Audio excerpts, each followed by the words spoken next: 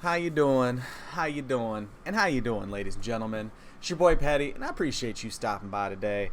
And we're here the day after my birthday. I'm a fresh-faced, very youthful 31 years old. So I hope you guys are doing good today. We're going to go ahead and take a look at our girl Rosaria, talk about her kit a little bit, talk about some stuff that you should be trying to do.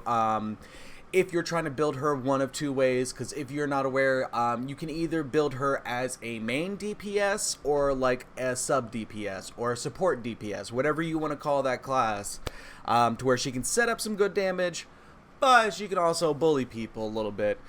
So we're going to take a look at all that, try and break all that down for you guys real quick. Let's go ahead and real quick, for those that aren't very familiar with her skills or kit in general, we're just going to take a real quick look at that. So let's take a look at Rosaria's actual kit.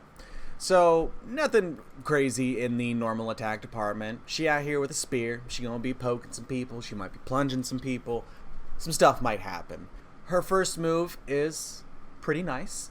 It is essentially, if you've ever played World of Warcraft, she's got Shadow Step, guys. She's basically a rogue. Now, this doesn't work on boss characters, but it can work on large characters. There's a really strange thing, with how they kind of phrase it, like, you know, cannot be used to travel behind opponents of a larger build. Alright, well, there's a big old monster thing that she can totally teleport behind because he doesn't count as a boss unit.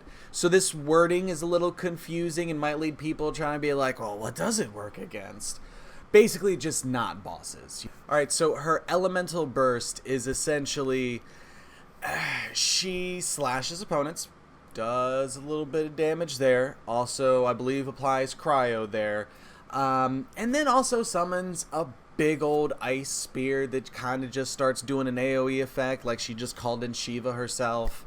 That is a reference to Final Fantasy, not like, you know, the other one.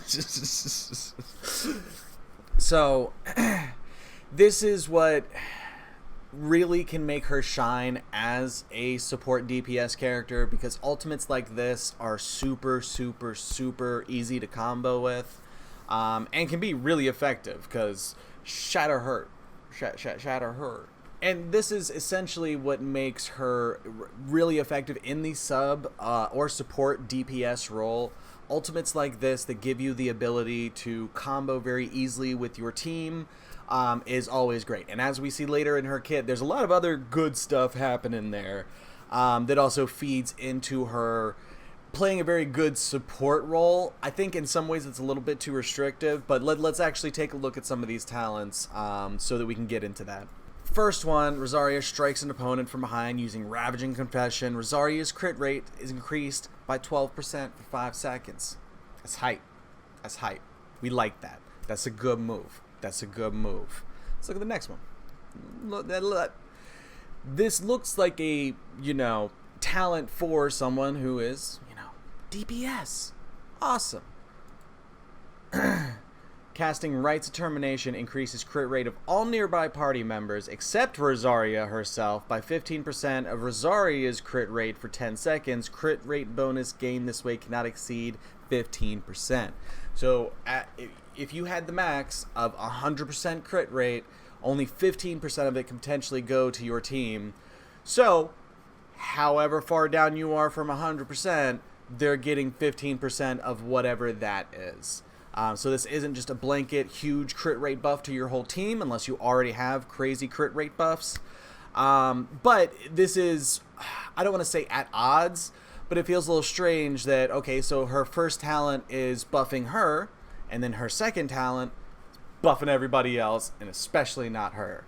It's just a little odd to have talents kind of feel opposed to each other, and that's what I kind of feel like is happening here. Now, I understand that's happening because they want her to be able to be either a support DPS or sub DPS and a main DPS too.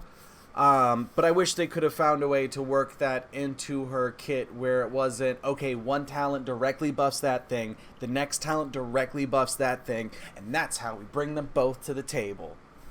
Oh, okay. Yeah, that'll work. But if both of these could help her kit on both of those sides, that would be more beneficial. So that's why it kind of feels like a wasted talent slot that they went about it this way. But and then the other one is we just move faster at night, so that's a little hype. That's a little hype. She's a reverse Razor, guys. Let's take a look at her Constellations real quick. So she is viable at C0. At C0, you can try and use her as a main DPS, and you can try and use her as a support DPS or sub DPS. You absolutely can. Now, when you start getting some Constellations, because she is a 4-star and it's more realistic that people will be able to get a few of these, if not, you know, be able to max her out the next 2 or 3 times she shows up on a banner. We'll see. So, Rosaria's C1 is really good for if you're trying to carry her to main DPS. And then, ironically, her C2 then makes her support role much, much better by extending the duration of her elemental burst, giving you more combo time. More time to turn up, flap out them other elements. So, it's cool that, again, we see them kind of giving a little bit to each of those parties, and here's literally C1 and C2 are both very impactful to different types of builds. So that's nice. Usually we kind of immediately cut into, and this move is increased by 3 levels. Like, so it's nice to see the front end of Constellations loaded up with things that will make this character very viable for people to use in multiple situations. That's awesome. That's great. I wish that was a little more consistent. Constellations are always such a hit and miss, and we never really know whether or not they're going to be impactful in a very beneficial way.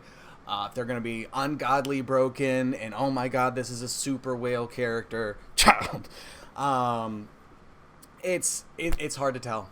It's hard to tell sometimes. So I like this. In newer characters that we're seeing the initial ones doing a little bit more, I like it. I wish they, like the talents, were doing a little bit more for both sides of the build, but they kind of do. So it's fine. It at least doesn't exclude anything. So we're pretty happy with these C1s and C2s.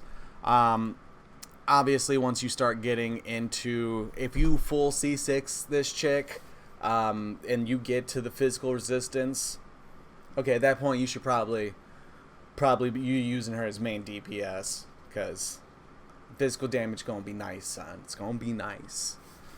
So that's Constellations in a nutshell. Let's go ahead and keep looking at her kit real quick. All right, guys. So the absolutely probably best main and slot weapon for her, unless you have like a ridiculously refined 5-star spear lying around, probably gonna be the Dragon Spine Spear. Reason being that not only does it have a chance to do some AoE damage based off of your attack, but it also will deal more damage to things affected by cryo, making this weapon almost handcrafted for Rosaria herself. So this is a pretty strong one that you can go with. Obviously, this is more going to be for the physical DPS or main DPS build that you would be going with. Genshin DB.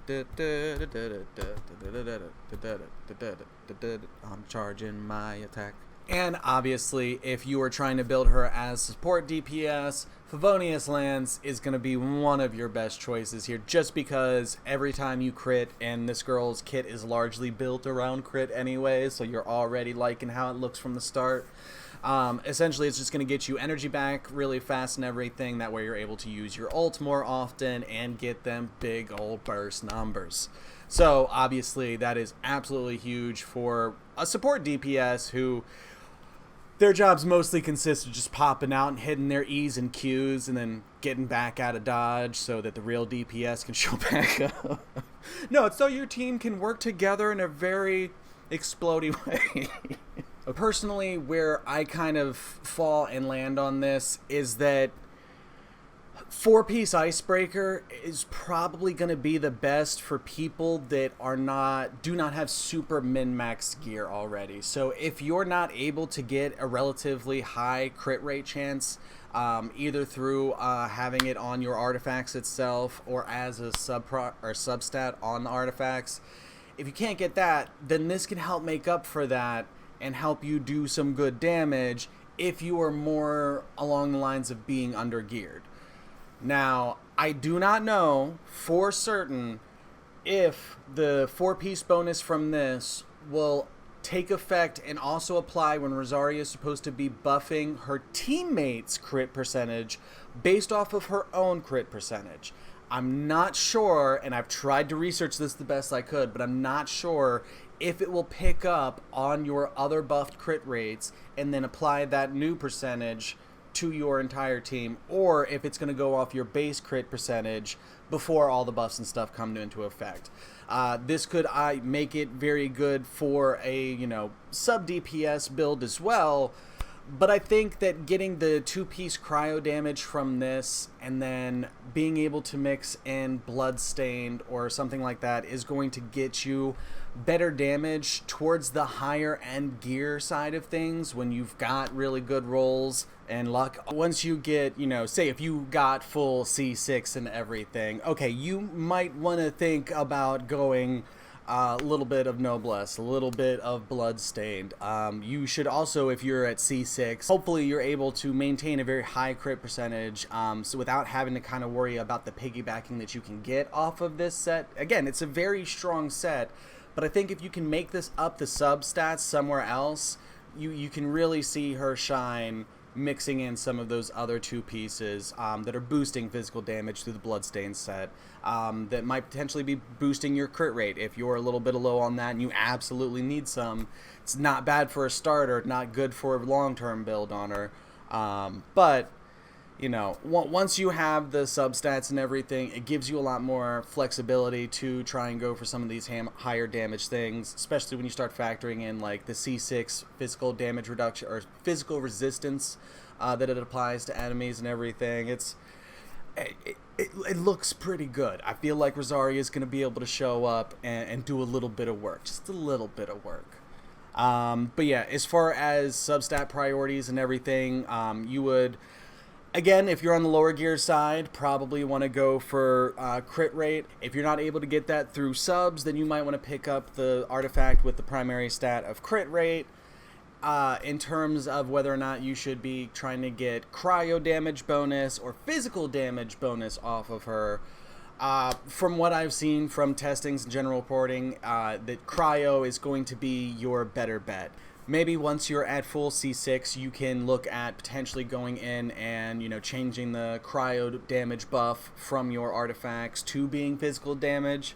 Obviously, the character just became available a couple of days ago for public worldwide testing, so I'm sure the whales will let us know here eventually. But for the most part, most people are probably just going to be trying to get as much crit as they can on her, get some bonus cryo damage on her, attack percentage after that, and yeah, that's really about it.